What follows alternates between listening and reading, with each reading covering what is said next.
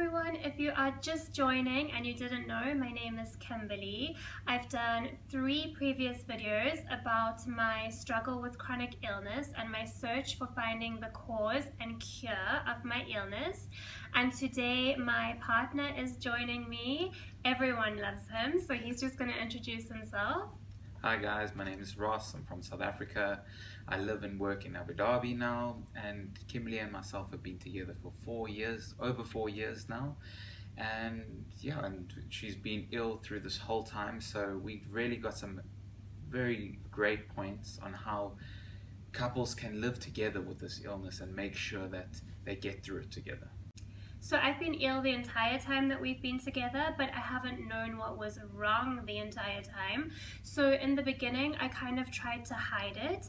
And just because I didn't really know what was wrong, I kind of would just push myself and want to do normal things that every couple does. So I would kind of just troop through it and try to hide it, but eventually I just couldn't anymore. So the first thing that we're going to talk about is communicating. So if you are the chronically ill partner, you really need to communicate with your partner. It's really only when I started to communicate that I started to find support and I was able to actually get to a solution and work as a team to recover.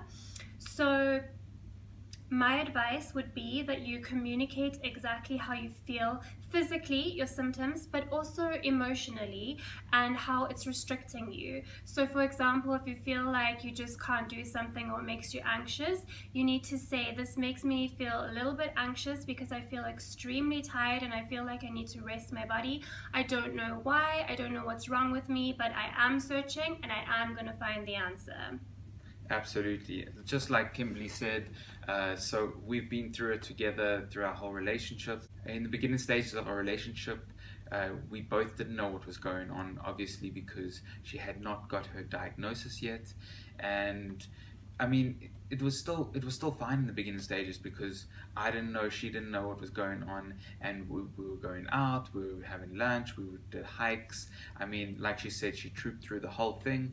So as soon as she started communicating to me about that she's starting to feel tired and she doesn't know what's wrong, really together we started researching, we started Googling, we started finding out what was going on with her. And only when she communicated was it then both of our responsibility to find out what was going on, and so we can fight it together. So on that point, communication, yes, communication is vital. You need to communicate to your partner, and it also comes down to the partner needs to actually listen. They need to understand and they need to be able to listen and actually take it in what exactly your partner's saying. And you need to believe whatever your partner's saying. No matter what doctors are saying, you need to believe what they are saying. Obviously, they are the ones that actually are feeling what they are going through. So I know it's really hard if you're not ill to understand how your chronically ill partner is feeling, and I think that it is the chronically ill partner's duty to really communicate it the best way that they can. And once you have your diagnosis, it's extremely important as the chronically ill partner to do your research and then communicate to your partner certain facts about what's happening in your body and why you are acting or feeling certain ways. So it can explain a bit more to them about what really is going on with you. So for example, I read the book called A Disease Called Fatigue by Cecile Jardin, and he didn't have to read it. I didn't expect him to read it or anything. I just communicated the really important and interesting points that he needed to know. And I'm also a part of groups on Facebook with a lot of Lyme patients and people who are more maybe advanced than me in treatment and have been treating for many years, and they have very interesting information as well. I do a lot of research with sources that I know are reliable, and with things that really make sense, I'll communicate it to him and I'll say, oh my gosh, I found out today that this person also acts this way and they said it's because of this, and this person also feels this way and they said it's because of this. So I communicate communicate to him exactly what's going on and all the interesting, maybe even scientific points, so he really understands the disease. And when I am in doctor's appointments and he's with me, he can actually back me up and tell the doctors, scientific facts about why I'm feeling certain ways when doctors are arguing with me. So it's really important that you communicate to your partner in all sorts of ways and all phases of your illness. And that brings us to our next point, which is support. Support is one of the most important factors you need to have in a relationship when your partner is going through a chronic illness. So no matter what it is, you need to support, you need to be there, and you need to make sure that you are telling your partner you understand, and you try and understand as much as possible. And sometimes all you really want as a chronically ill partner is a hug and some love. Sometimes you just feel lost and scared and alone, and you just want to be comforted, and you just want a big hug, and you want some love. I know that sometimes when I was going through something really, really hard and I saw him, I'd be like, please just hug me, I'm scared. And he would just hug me, and it would really make me feel a lot better and a lot more supported. And on that note, I mean, the one phrase that I keep on telling Kimberly is, we're going to fight this together, and we're going to get through this together, and we're going to cross the finishing line. So these are kind of things that you need to say to your partner. You need to motivate them and drive them to get through this really tough time. That no matter what, together you will come up with a solution, and you will fight it, and you will get to a good point. And also something that I wanted to say, this is another point, so this would be like my next point or our next point, is that if you are chronically ill, it's very hard to feel attractive or like good about yourself, and obviously that takes a toll on your relationship, just because your self-image or self-worth might plummet a bit. And my only advice for that is, anyone in your position would be feeling that way or looking that way. Sometimes we wake up looking terrible, or things happen with our body that we just don't understand. Physically, it might manifest like in rashes. Sometimes I get rashes around my eyes, and you just don't feel the most attractive. But my best advice to you would be, just remember to be easy on yourself. It will happen to anyone in your position, no matter if you are a supermodel or the most beautiful person in the world. There's no such thing, but if you were, it would happen to you still, and it's just a phase. And I mean, we know as a partnership that we are going to get through it, and that there's a lot of people going through this. You're not the only one, and there's a lot of relationships going through this, and all relationships have their challenges.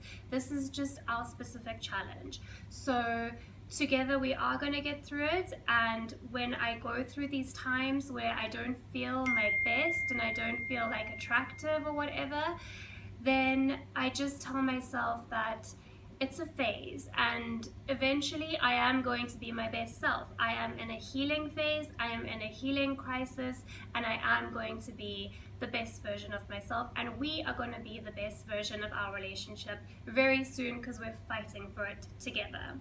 Absolutely. And partners, on this point, all those beautiful things you're thinking inside your head about your partner, like they're so funny, they're so beautiful, they're so amazing, say that to them, tell them, compliment them, because at the end of the day, they're going through this terrible time, and a little compliment goes a long way. That's true.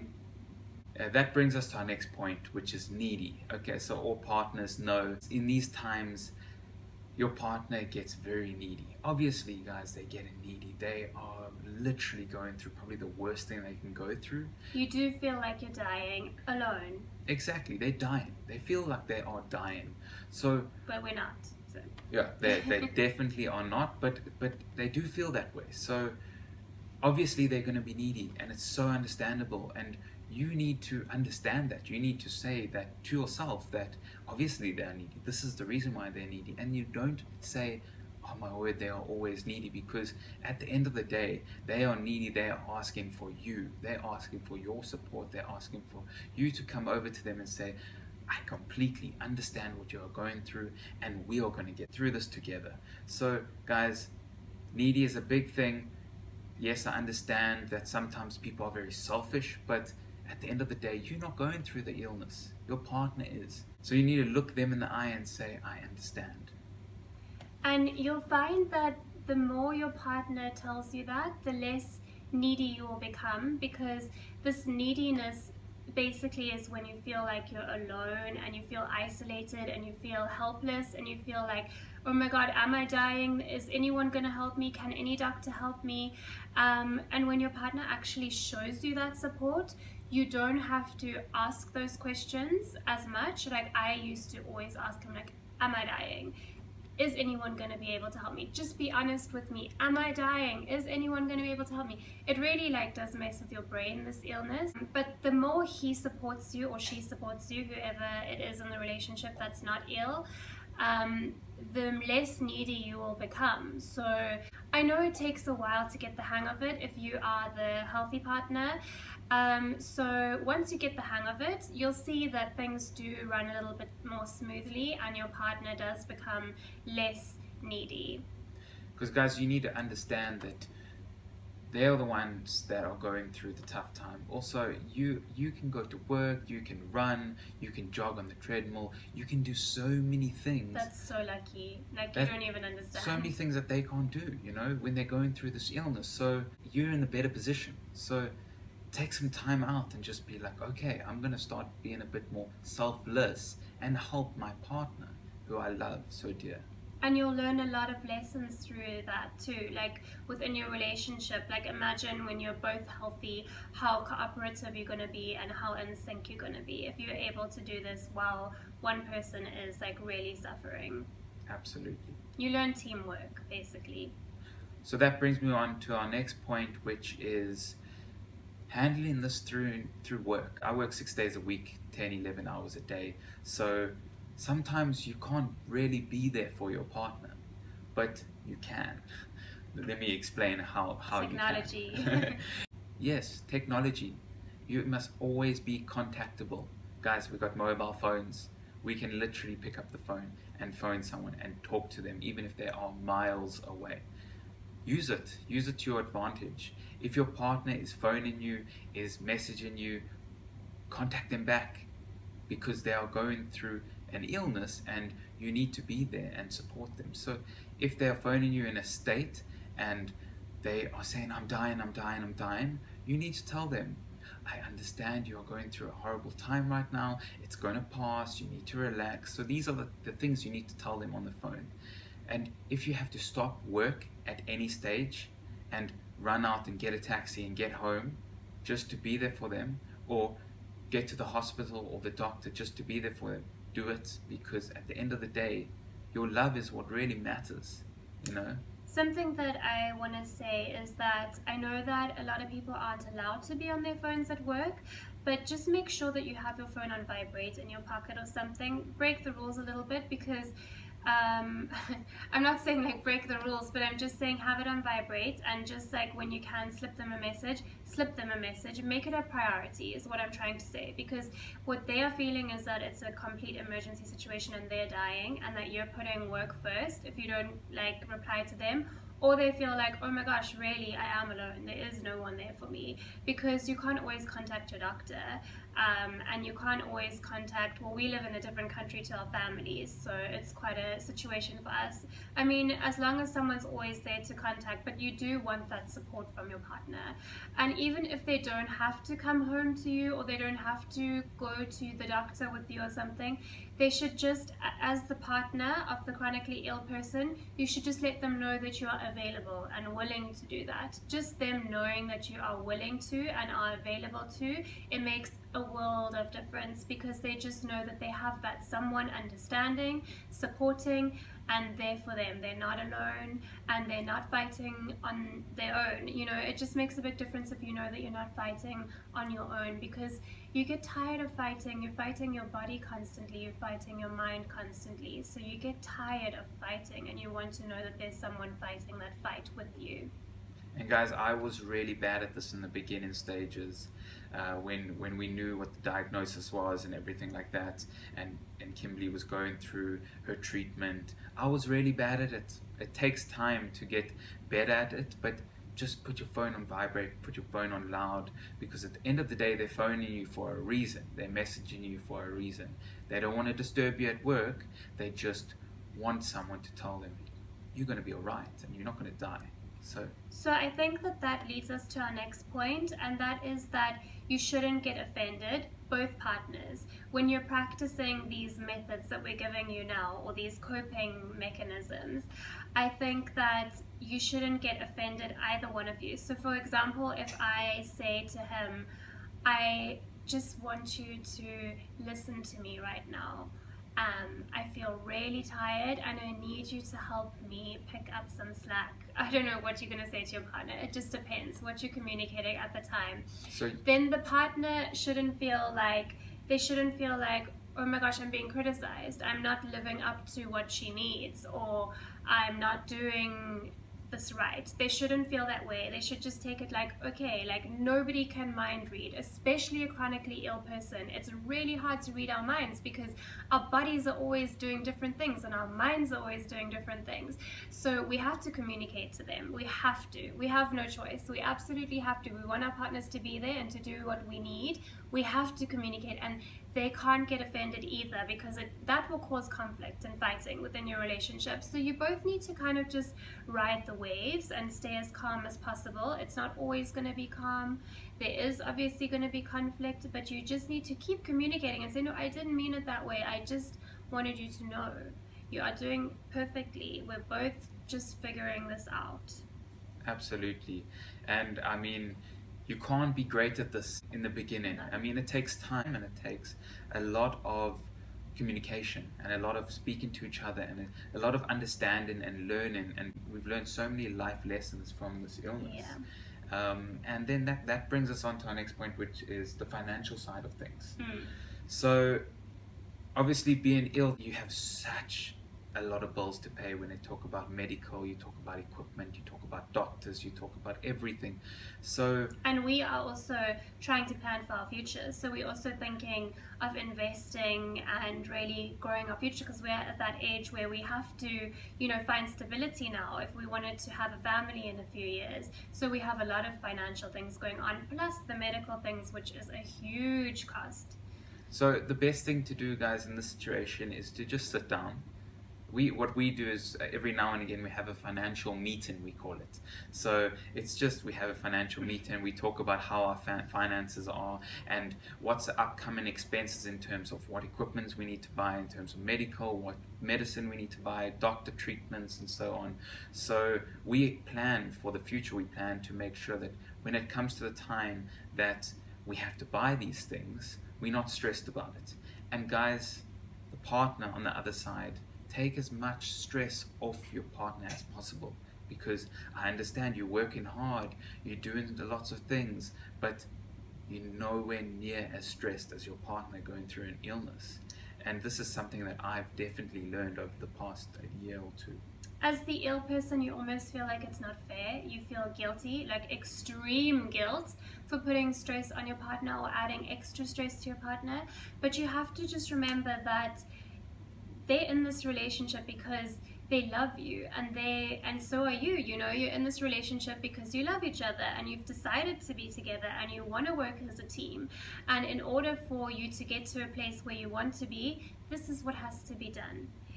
Because at the end of the day, if you're taking on stress, you're not going to get better as quickly.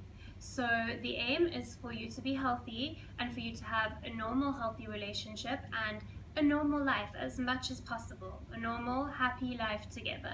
So we see it as we're in a healing crisis now, and this is what needs to be done for me to heal. And he tries to take stress off me, and I try to compensate when I can by rewarding him in little ways, or maybe treating him.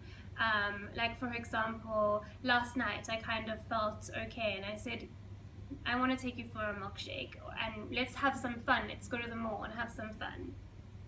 So guys, in those times when your partner's feeling a little better or feeling okay-ish, you need to take advantage of that. So obviously being in a relationship is meant to be happy, it's meant to be amazing, it's meant to be beautiful, it's meant to be incredible. So you need to take those times to really be happy with each other. And even if it's a very small thing, I mean, for instance, it was our 4-year anniversary as well as Valentine's Day on the 14th Feb. And what I did is I got a little table, Like one of these like tables. one of these little tables, and I dressed it with fairy lights as well as little red hearts. Got us some really nice food, and we just sat and we chatted for about like 2-3 hours and had a beautiful dinner, and it was really, really nice. I mean, that's a small thing that you can do, and you can have fun with each other. And he really put like thought into it. He put it in like a quiet place where he knew that I wouldn't be stressed and there wasn't noise and we could just relax. And yeah, so I think a lot of it is just being in tune and thinking about those little things. And also on my birthday, he also did something like really nice that was like, Yeah, absolutely. I mean, I bought her a chocolate cake, but sugar-free, dairy-free, vegan chocolate cake. So she loves chocolates. Before she was diagnosed, I mean, this was her. I mean, she just ate chocolates and sweets, and she loved it. So be able to get her something that she can eat that was symbolized chocolate. I love chocolate cake. And she absolutely loved. I mean, this put the biggest smile on her face, and these are little things you can do. So partners, And you take some got me tips. a decaf coconut milk cappuccino with decaffeinated coffee. Everything that she can drink on her diet, and That's a little bit of a cheat, but it's a little bit of cheat, but it went a long way in terms of her happiness, putting a smile on her face. And obviously, by putting a smile on her face, you're putting a smile on your own face, because this is the person that you love, right? So these are little tips, and partners, take these tips, use them to your advantage, make your partner happy, make your partner smile, and that goes for the chronically ill person as well. If you're feeling like, don't push yourself, but if you're feeling like you can do something for your partner, do it. You also have to consider your partner, and that, you know, it is taking a toll on them when they are stressed. You must think about that. Obviously, don't make yourself feel guilty, don't beat yourself up about it, but when you're feeling okay, be like, oh, you know, I should do something nice for them to say thank you for everything that they've done. And I do always remind him as well that I really appreciate what he is doing for me, and I do tell him that he is supportive, and you know, this is all to do with the communication as well. So I should have mentioned that under communication, a part of it is you need to tell your partner that they're doing a really good job as well. last point we have, and obviously not least, it's very important to do this, guys. This is something that has really helped us through very stressful and difficult situations, is planning and talking about your future. Talking about when you're both healthy, talking about when you have your family, talking about when you're building a house together. Just talk about amazing things and beautiful things. I mean, the one activity we did the one day is we both got our laptops out, we got a Word document out, and we created a vision board. We took pictures and little sayings and everything that we wanted for our future, in terms of what do we want, what color we want a house, what car do we want, Or even how you want to see yourself, like healthy and living a happy life, you know? So you just Absolutely. put whatever you want to put on your board, whatever you value, you know, you and your partner with the family, you and your partner happy and yeah, healthy. And I mean, it was such a great activity, and afterwards we sat with each other and we actually shared what we want for our future together, and it was something that really put smiles on our faces and made us happy, because we have a beautiful future ahead of us. We're just going through a big speed bump right now, and it's going to pass. And just he like always always. tells me, you will get better. There You is will no get better. question about it. So that's our aim. So that leads us to our last little thing that we want to mention, and that is that we really look at couples who are a little bit older and wiser and more experienced than us, or the more experienced, the better. So we actually met a couple in this very lounge a few, I think, years ago. Was it a few years ago even? Around 2 years ago. Yeah, about 2 years ago. They visit Abu Dhabi every now and then, and they have obviously a lot of experience. They're an old couple, they are great grandparents already, and they always tell us the same thing whenever we leave or whenever we email, and that is, make sure that you look after each other. And that is something that really resonates with us, and something that they obviously value, and they have obviously been through their ups and downs, and that is what we try to do. We try to look after each other, and we see ourselves as a team. we're working together for what we want in life, and we both value the same things. We value family, we value health, and we value happiness and quality of life, and just improving on ourselves physically, spiritually, emotionally. So that's what we work on doing together. Yes, guys, so if you can take one thing away from this, one saying is just look after each other, because at the end of the day, this is the most important thing that lasts. It's relationships. So if you like what we're doing and you want to see a little bit more of us in the future, give us a thumbs up. You don't have a choice. Give us a thumbs up and hit the subscribe button. He is going to be joining a lot more in the future because we have so much to share, and I have so much more to share on how to cope with the illness, tips, tricks, all sorts of things. So if you are ill, or if you are interested in this topic or know someone that's ill, you don't want to miss these things. So hit the bell button if you want a notification. And guys, we are not experts on everything, so we would love your feedback. So comment below, tell us your tips on how to stay positive and happy within your relationship when you are dealing with this illness. So yes, please. if you're a couple who is dealing with something similar, please comment below and let us know your tips and tricks too. We would love to know. Thank you for watching, and we will see you next time. Bye.